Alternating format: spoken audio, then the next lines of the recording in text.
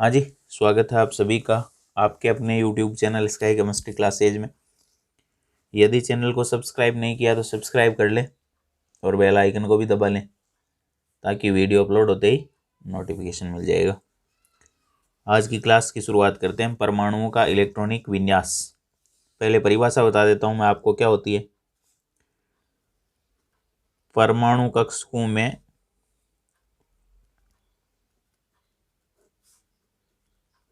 इलेक्ट्रॉनों के वितरण की व्यवस्था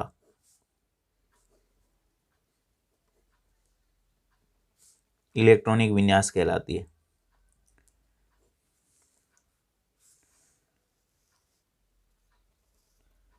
परमाणु कक्षकों में इलेक्ट्रॉनों के वितरण की व्यवस्था इलेक्ट्रॉनिक विन्यास कहलाती है।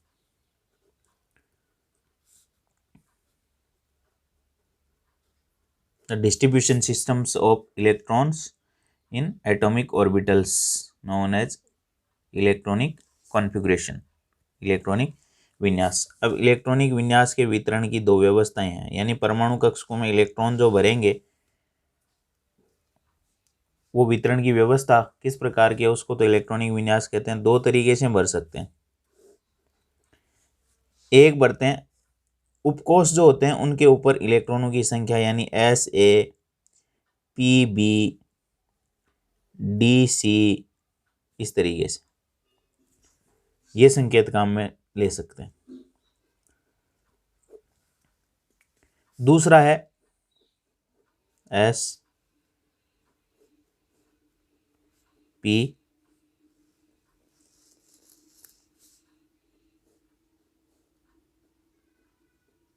और D और आगे F आ जाएगा। ये संकेतन भी काम में ले सकते हैं। यहाँ ये S, P और D क्या बताते हैं? S, P, D और आगे F होगा वो उपकोषों को बताते हैं।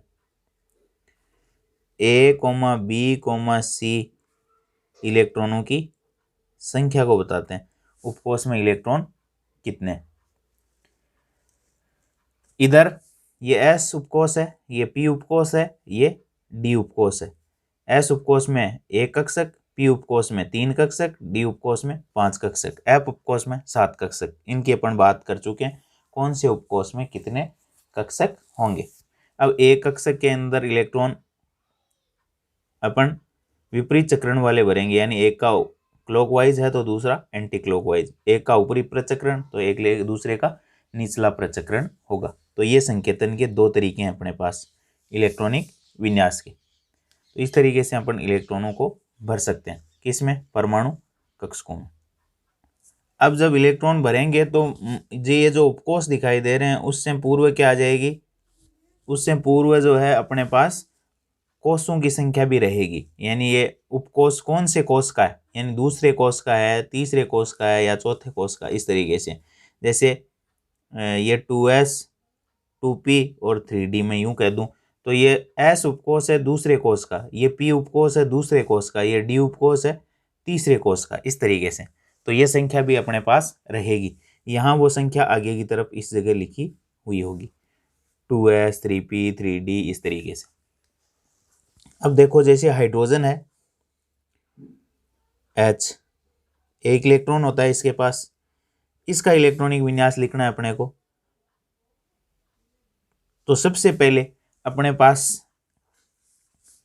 S उपकोष होगा तो अपन इलेक्ट्रॉन भरने की शुरुआत कहाँ से करेंगे? तो अपने पास इलेक्ट्रॉन भरने की शुरुआत के लिए ये डायग्राम होगा 1S, 2S, 3S, 4S, 5S, 6S और 7S, 2P, 3P, 4P, 5P और 6P, 3D, 4D, 5D और 6D, 4F और 5F।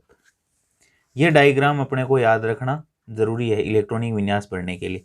सबसे पहले भरे जाएंगे एनर्जी सबसे कम जिसकी होगी उसमें तो 1S में, फिर अपन पीछे से आएंगे 2S में, फिर वापस पीछे 2P और 3S में, फिर 3P, 4S, फिर 3D और 4P, 5S, 4D, 5P, 6S, 4F, 5D इस तरीके से। ये डायग्राम अपने को याद होना चाहिए। तो सबसे पहले नंबर आता है 1S का, सबसे कम एनर्जी नाभिक के सबसे ज़्यादा पास में है 1s, तो ये ले लेते हैं 1s। यानी एक क्या बता रहा है, कोष को, यानी मुख्य क्वांटम संख्या का मान है 1। s बता रहा है उपकोष को। पहले कोष का s उपकोष में इलेक्ट्रॉन भरा जाएगा। इलेक्ट्रॉन हाइड्रोजन के पास होते हैं 1, तो ऊपर लिख देंगे संख्या 1s1।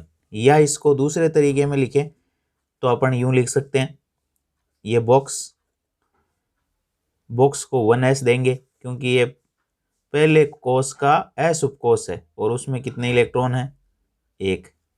इसको यूं भरेंगे। अब इसको ऊपरी प्रचक्रण भी दे सकते हो और निचला भी दे सकते हो। यानी अपन ये नहीं कह सकते क्लॉकवाइज घूमता है, ये नहीं कह सकते एंटी क्लॉकवाइज घूमता है, लेकिन एक डायरेक्शन दे देंगे। यहाँ ऊपरी प्रचक्रण मैंने दे दिया। हाइड्रोजन के बाद में नंबर आता है हीलियम का। तो हीलियम के पास s कक्षक में मैक्सिमम देखो कितने इलेक्ट्रॉन आ सकते हैं, 2। p 3 ऑर्बिटल है, 6, 1 2 3 4 5 6। और d में 5 ऑर्बिटल हैं, 10 आ सकते हैं। 10 आने के बाद अगला काम में ले लेंगे इस तरीके से। तो 1s में 2 आ सकते हैं, तो अभी तो हाइड्रोजन में 1 ही भरा। हीलियम कितने आ सकते हैं, 2 आ सकते हैं s में, तो 1s ले लिया। और हीलियम के पास इलेक्ट्रॉन है 2, दोनों भर दो।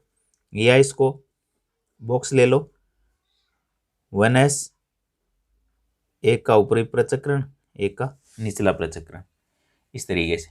ये 1s कंप्लीट हो गया। 1s में कितने आ सकते हैं, 2। यानी s में 2 2 आएंगे सब में। p में 6, s में 2, p में 6, d में 10, s में 2 2 2 2 6 6 6। इस तरीके से अपन d के अंदर 10 के आने के बाद ही अगला उपकोष और कक्षक अपन काम में लेंगे। हीलियम के बाद में नंबर आता है लिथियम का। लिथियम होता है 3। तो देखो 1s ये ले लिया, कितने आ सकते हैं इसमें, 2 हैं, कितने, 3। तो पहले 1s कंप्लीट हो जाएगा। फिर नंबर आता है किसका, देखो 2s का। अब 2 तो इसमें आ गए, टोटल इलेक्ट्रॉन है 3, 2 इसमें भर दिए तो 1 इसमें आ जाएगा, 2 और 1 3। या अपन इसको लिख सकते हैं, ये 1s आगे फिर 2s। तो 1s के अंदर 2 पूरा बढ़ने के बाद आगे बढ़ेंगे तो 2s में 1 हो गए, 3। लिथियम के बाद नंबर आता है बेरिलियम का। बेरिलियम में 4 इलेक्ट्रॉन होते हैं। 1s के बाद में कौन सा लेना है, 2s। 2 1s में आ सकते हैं, 2 2s में, 4 हो गए। या इसको लिख सकते हो बॉक्स बना के, ये 1s और ये 2s, हो गए 4। बेरिलियम के बाद में नंबर आता है बोरॉन का। पहले ले लो 1s, ये रहा 1s। फिर ले लो 2s, तो इनमें तो 4 ही आ सकते हैं। 1s के अंदर 2, 2s में भी 2। फिर आगे देखो कौन सा है, 2p, ये रहा 2p। 2s के बाद में 2p में जाएंगे, ये 2p। तो 2 इसमें आ गए, 2 इसमें आ गए, 4, 1 और बच गया, p में 1, 5। या क्या लिख सकते हो इसको, ये एक बॉक्स 1s का, एक कक्षक 2s का और 3 कक्षक 2p के। तो ये पहला, ये दूसरा, ये तीसरा, ये चौथा और ये 5वां इलेक्ट्रॉन 2p के अंदर आ जाएगा। तो इलेक्ट्रॉनिक विन्यास इसका हो जाएगा 1s2 2s2 2p1। आगे बढ़ते हैं। बोरॉन के बाद में कार्बन, 1s, फिर 1s के बाद में देखो 2s के बाद में 2p का नंबर आता है। इस डायग्राम में देख लो, 1s के बाद में 2s के बाद में 2p का नंबर आता है। 1s में कितने आ सकते हैं मैक्सिमम, 2 भर दो। फिर ये 2 आ सकते हैं, इसमें 4 हो गए, 2 और बच गए, 6 आते, तो 2 2p में भर दो। ये 1s 2, ये 2s 2 और ये हो जाएगा 2p। अब 2p के अंदर यहाँ हुंस रूल काम में आएगा। इलेक्ट्रॉनों की पेयरिंग तब तक नहीं होगी जब तक कि समान ऊर्जा वाले कक्षकों में समांतर स्पिन वाले, समांतर चक्रण वाले एक एक इलेक्ट्रॉन का वितरण नहीं हो जाता है। तो इन दोनों की देखो समांतर चक्रण है, ये समान ऊर्जा वाले 3 कक्षक हैं, 1, 2 और 3। तीनों में बराबर जब इलेक्ट्रॉन यानी एक इसमें आ गया तो एक इसमें और एक इसमें आने के बाद ही पेयरिंग यानी युग्मन स्टार्ट होगा। आगे देखते हैं। कार्बन के बाद में नाइट्रोजन, 1s फिर 2s और 2p। पी में अधिकतम 6 आएंगे तो 6 आने के बाद ही अगला लेंगे अपन। तो 1s में 2, 2s में 2, 4 बच गए कितने, 7 में 3, तो 3 इसमें भर दो। या ये 1s, ये 2s और ये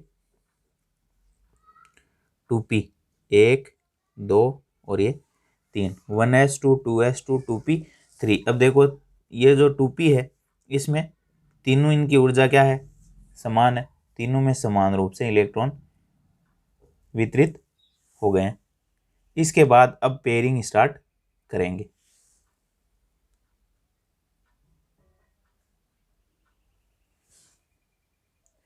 नेक्स्ट देखो ऑक्सीजन है। पहले लेते हैं 1s फिर 2s फिर 2p। 1s में 2 आ गए, 2s में 2 आ गए, 4 और 8 हैं, 4 इसमें p में आ जाएंगे।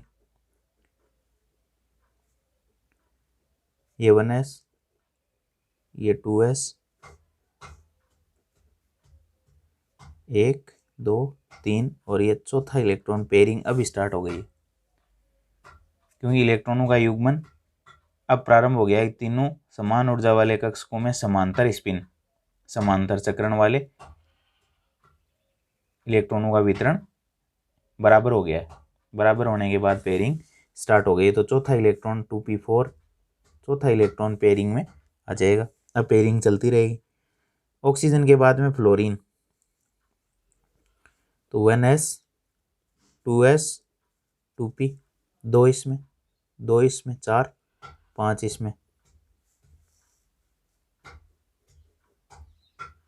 यूं भर सकते हो, ये 2s, ये 2p, 1, 2, 3, 4 और ये 5। पेयरिंग हो गई। फ्लोरीन के बाद में नियोन, 10, 1s, 2s, 2p, 2, 2, 4, 6, 10। या इसको कैसे लिख सकते हो, 1s में 2, 2s में 2, दोनों की एंटी पैरेलल स्पिन है, एक दूसरे के विपरीत चक्रण है।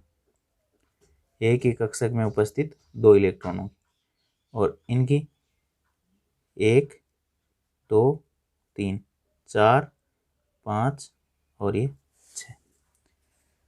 ये नियोन का इलेक्ट्रॉनिक विन्यास हो जाएगा 1s2, 2s2, 2p, 6। अब 2p के बाद वाला कक्षक शुरू होगा। 2p के बाद में देखो कौन सा है, ये 2p, 2p के बाद में 3s, ये रहा 3s शुरू हो जाएगा और 2 इलेक्ट्रॉन बढ़ने के बाद 3s के बाद में 3p शुरू हो जाएगा। इस तरीके से इलेक्ट्रॉनिक वितरण की व्यवस्था चलती रहेगी। चलो नियोन के बाद में अगला देखते हैं सोडियम। सोडियम 11,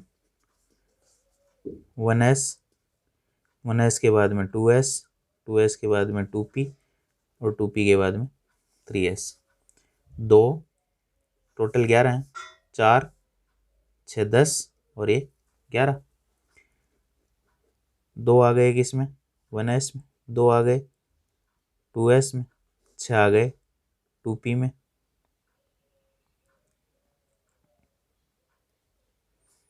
और 1 आ गया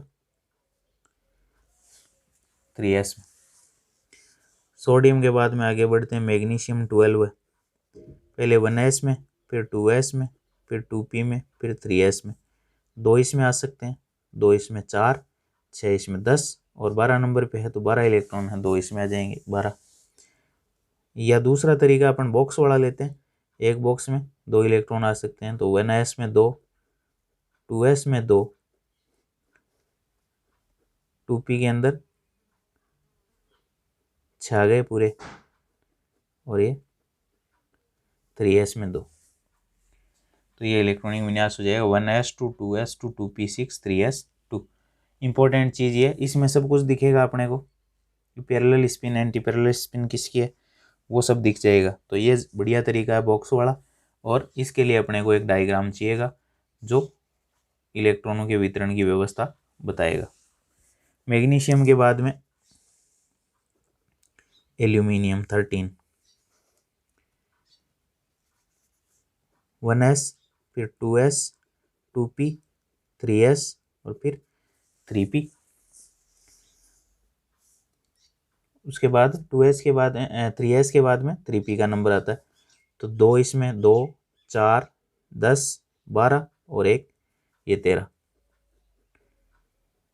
2 4 6 10 2 12 और ये 13। अब 3p कंप्लीट होगा जब 6 इलेक्ट्रॉन इसमें आ जाएंगे।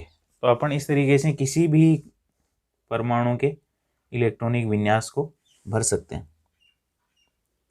Silicon 14, 1s 2 2s 2 2p6 3s2 3p2 2 2 4 6 10 2 12 और 2 14 हो जाएंगे।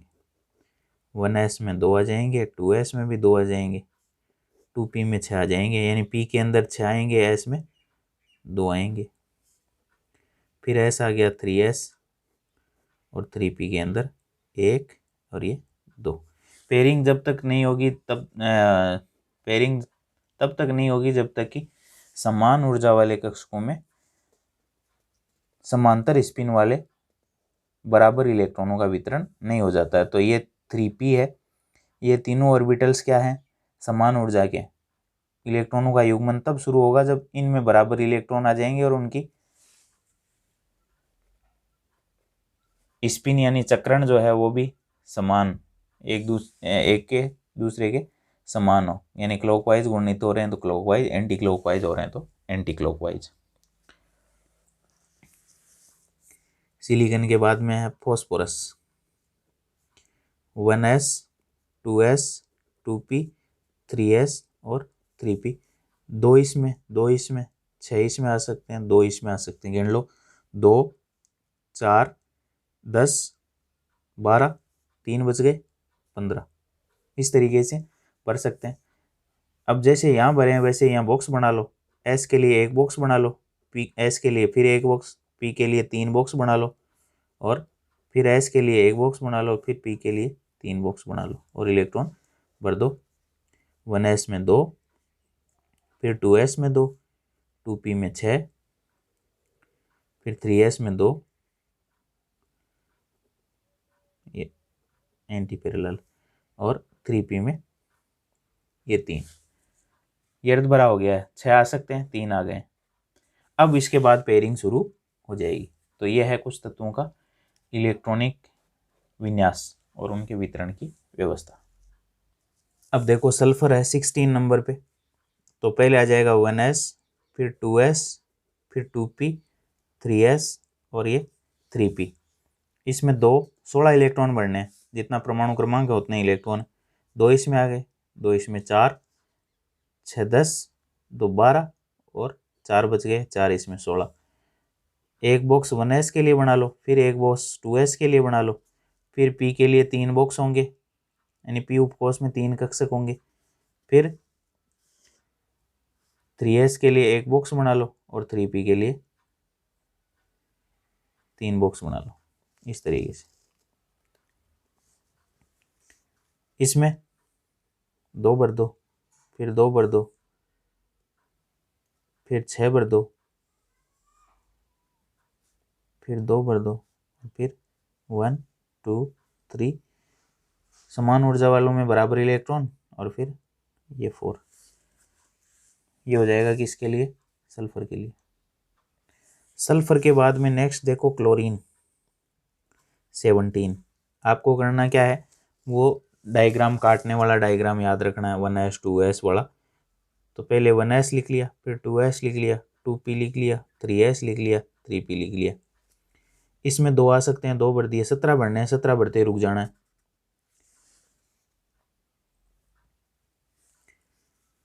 ये 2, फिर इसमें 6, 10 हो गए, 12 कितने और 12 और 5 17।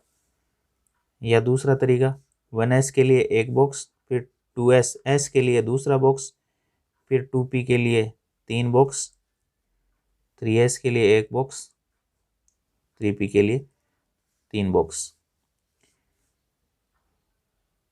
2 इसमें, 2 इसमें, फिर 1 2 3 4 5 और ये 6, 1 2, फिर 5 बढ़ने पी में, 1 2 3 बराबर हो गए तीनों।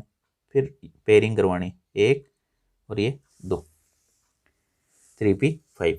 क्लोरीन के बाद में है आर्गन 18। पहले 1s, फिर 2s, फिर 2p, 3s, 3p, 2 4 6 10, 2 12 और 6 आ सकते हैं, इनमें 6 के 6 पूरे आ जाएंगे, 12 और 6 18। एक बॉक्स s के लिए, फिर एक बॉक्स 2s के लिए, फिर 3 बॉक्स 2p के लिए, फिर एक बॉक्स 3s के लिए और फिर एक बॉक्स जिसमें 3 बॉक्स हैं वो 3p के लिए। भर दो, 1 2 3 4 5 6, ये भरने का सही तरीका 1 2 1 2 3 4 5 और ये 6, यानी पेयरिंग बराबर इलेक्ट्रॉन बांटने के बाद ही करवानी है। आर्गन के बाद में देखो पोटेशियम 19। पहले 1s, फिर 2s, फिर 2p, फिर 3s, फिर 3p।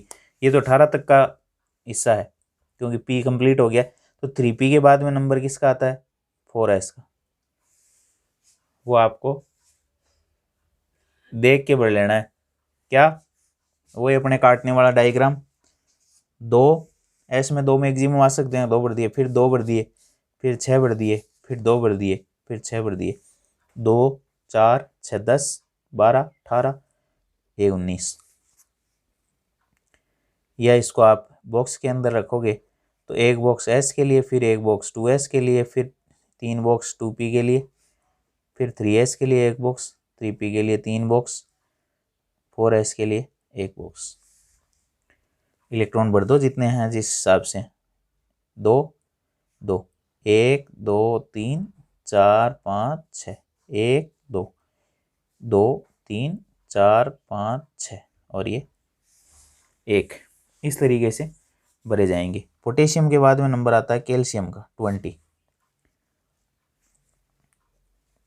1s 2, 2s 2, 2p 6, 3s 2, 3p 6 और ये 4s 2। ऊपर वाले को देख लो, इसमें 1 है, अब 2 हो जाएंगे, बस अगले में 1 इलेक्ट्रॉन और बढ़ जाएगा और यहाँ क्या हो जाएगा, 2 आ जाएंगे। अब देखो अपन स्कैंडियम का भरते हैं। स्कैंडियम 21। तो देख लो 1s, फिर 2s, फिर 2p, 3s, 3p, 4s, ये पूरा भर गया है। इसमें 2 ही आ सकते हैं। तो फिर s के बाद 4s के बाद में नंबर किसका, 4s के बाद में उस डायग्राम में देखेंगे तो 3d का। तो भर दो, 21 इलेक्ट्रॉन भरने हैं। तो 2 2 4 6 10 12 18 20 21 भर गए। इसको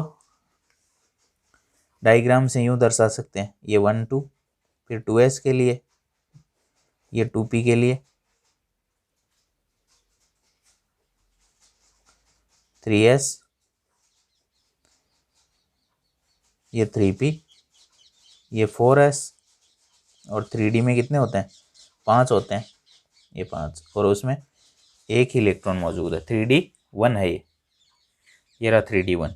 स्कैंडियम के बाद में नंबर आता है टाइटेनियम का 22। तो आपको तो वो डायग्राम याद रखना है, पहले लिख लो। उस डायग्राम में जो पहले आता है उसको, जो पहले कटता है उसको पहले लिख लो, जो बाद में कटता है उसको बाद में लिख लो। 1s 2s 2p 3s 3p 4s और ये 3d 2 2 4 कितने हैं, 22। 2 4 10 12, 12 6 18, 2 20 और 2 22 और इस तरीके से ही बढ़ जाएंगे। अब की बार इतना तो सेम है ही अपना यहाँ तक का। अब डी के अंदर क्या होगा, 1 2 3 4 5, ये एक और ये दूसरा। पांचों कक्षकों में समान इलेक्ट्रॉन यानी 5 इलेक्ट्रॉन सब में एक एक आ जाएगा, तब अपन पेयरिंग शुरू करेंगे। ये कहता है हुंड्स रूल कि समान ऊर्जा वाले कक्षकों में इलेक्ट्रॉनों की पेयरिंग तब शुरू होगी जब समांतर चक्रण वाले एक एक इलेक्ट्रॉन उनमें वितरित हो जाएंगे, उसके बाद अपन पेयरिंग स्टार्ट करेंगे। टाइटेनियम के बाद में देखो वेनेडियम 23। पहले 1s लिख लो, फिर 2s लिख लो, फिर 2p लिख लो, फिर 3s लिख लो, फिर 3p लिख लो, फिर 4s लिख लो, फिर 3d लिख लो। लिख लिए? 23 बढ़ने, गिनते जाओ। s में 2 आ सकते हैं, 2, p में 6 आ सकते हैं, फिर 2, फिर 6 आ सकते हैं, फिर 2। अब देखो 2 2 4 6 10, 2 12 6 18, 2 20, 20 और 3 23, ऐसे बढ़ जाएंगे। यहाँ डी के अंदर कितने आ जाएंगे, ये तो ऊपर वाला पार्ट तो ऐसे का ऐसा ही रहेगा, डी वाला अलग है इसमें। तो 1 2 और 3। पेयरिंग जब तक शुरू नहीं होगी जब तक कि पांचों जो समान ऊर्जा वाले जिनको समभ्रंश कक्षक कहते हैं उनमें एक एक इलेक्ट्रॉन वितरित नहीं हो जाता है, जिनकी स्पिन क्या है, पैरेलल है, यानी ये सब दक्षिणावर्त घूम रहे हैं तो दक्षिणावर्त और वामावर्त घूमते तो वामावर्त। इससे क्या होगा, इससे चक्रण क्वांटम संख्याओं का योग जो है वो अधिकतम आएगा। इसको अपन हुंड का अधिकतम बहुपता का नियम भी कहते हैं, जिसको मैं डिटेल में बता चुका हूँ। वेनेडियम के बाद में नंबर आता है क्रोमियम का, Cr24। अब 1s लिख लो, फिर 2s लिख लो, फिर 2p लिख लो, फिर 3s लिख लो, फिर 3p लिख लो, फिर 4s लिख लो और फिर 3d। ये कहाँ से आ रहे हैं, ये उस डायग्राम से आ रहे हैं, वो 1s 2s वाला, वो काटने वाला। अब s में 2 आ सकते हैं, s में 2 आ सकते हैं, p में 6, s में 2, p में 6, s में 2, d में कितने हैं देखो 24 हैं। तो 24 में से कितने भर दिए, 2 2 4 6 10, 2 12 6 18, 2 20 और 4 24, ये हो गए। लेकिन इसमें क्या है, 4s और 3d के अंदर एनर्जी में बहुत कम अंतर होता है, ऊर्जा में अंतर क्या होता है, बहुत कम। इससे क्या होता है, s कक्षक का एक इलेक्ट्रॉन d में ट्रांसफर हो जाता है, तो इसका इलेक्ट्रॉनिक विन्यास हो जाएगा 1s2 2s2 2p6 3s2 3p6 4s1 और 3d। जब इसमें से एक जाएगा इसमें, तो इसमें एक रह गया और इसमें 5 हो गए, 4s1 3d 5। अब देखो s तो ये रहा और d में होते हैं 5,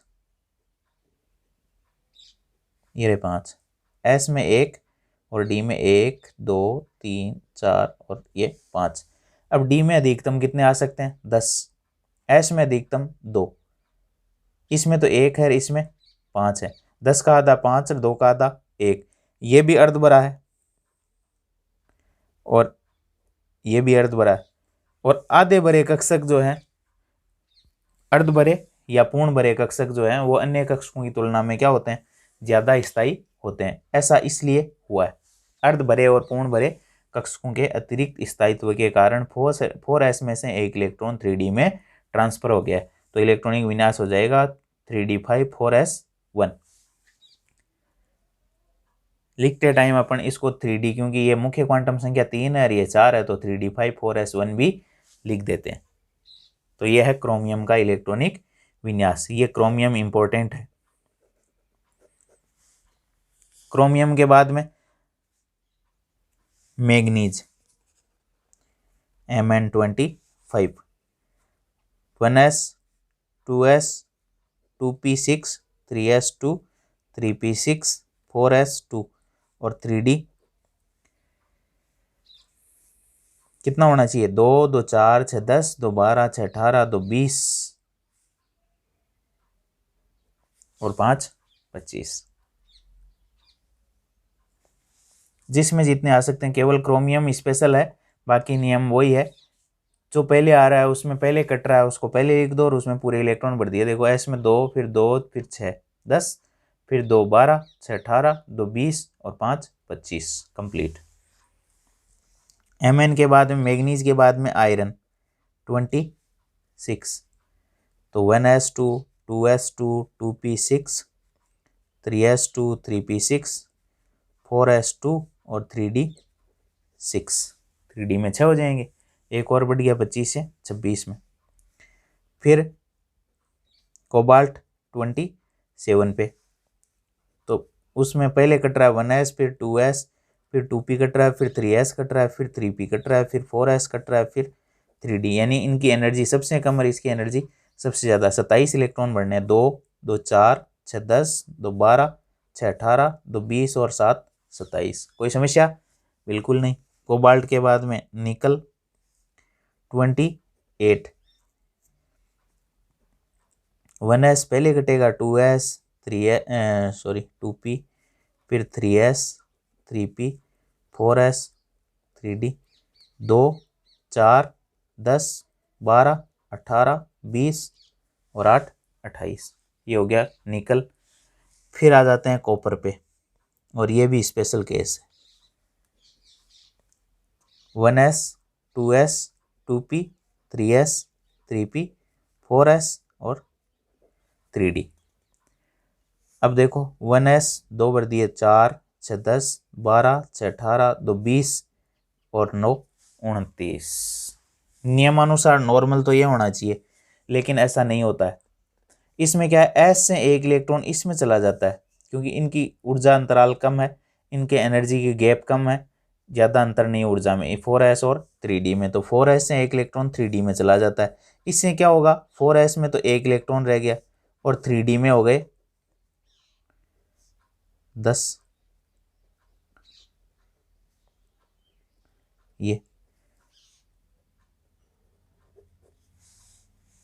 ये तो हो गया अर्ध भरा और ये हो गया पूर्ण भरा। तो अर्ध भरे और पूर्ण भरे कक्षकों का ज़्यादा स्थायित्व होता है, ऐसा इसलिए हुआ है। तो 4s से एक इलेक्ट्रॉन 3d में चला जाता है। तो ये तो हो जाएगा अर्ध भरा और ये हो जाएगा पूर्ण भरा।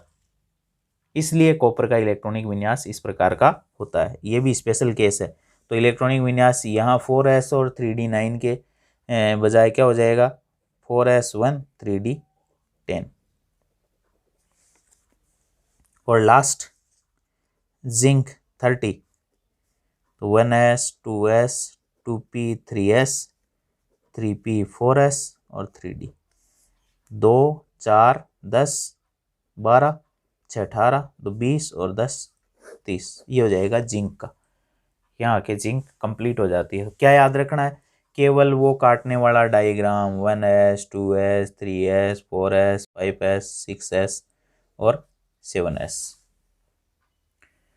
फिर 2p 3p 4p इस तरीके से काटने वाला याद रख लो, आप इलेक्ट्रॉनिक विन्यास आसानी से भर सकोगे, कोई समस्या नहीं आएगी।